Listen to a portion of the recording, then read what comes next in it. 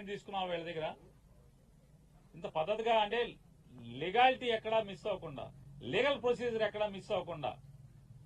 చట్టరీత్యా లేదా money transfer చేసి కొన్ని ఏమన్నా డబ్బులు అకౌంట్ ట్రాన్స్ఫర్ చేయకుండా కొన్నారా డబ్బులు ఇచ్చేప్పుడు కానీ లేదా పేపర్ అడ్వర్టైజ్మెంట్ ఇవ్వకుండా కొన్నారా పోనీ ఆనుకుని పోనీ ఏమన్నా నంబర్లు మార్చేసారంటకి చంద్రబాబు నాయుడు ప్రభుత్వం ఇచ్చినటువంటి అగ్రిగోల్డ్ ఆస్తులకి అన్న సరిహద్దులు చేస్తుందా అసలు సంబంధం లేదు అగ్రిగోల్డ్ ఆస్తులకి జోగి రమేష్ గారు వాళ్ళు కొనుక్కున్న ఆస్తికి అసలు సంబంధమే లేదు కదా లేని పరిస్థితుల్లో ఇవాళ సిఐడితో అదే ఆగస్టు 2వ తారీఖు ఒక కేసు కట్టించి ఏసీబీతో ఒక కేసు కట్టించి విచారణకు కూడా కనీసం పిలవకుండా ఏం జరిగింది నువ్వేం చేశావు నీ పాత్ర ఏంటనే విచారణ కూడా చేయకుండా జోగి రమేష్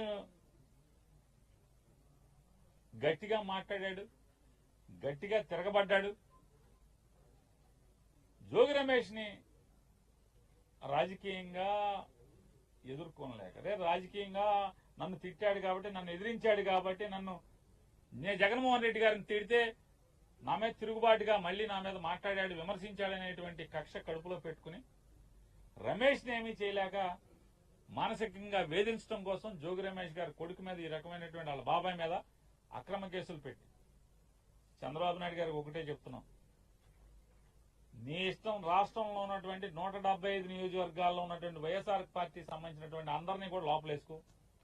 నీ మీద పోరాటం చేసేది ఖాయం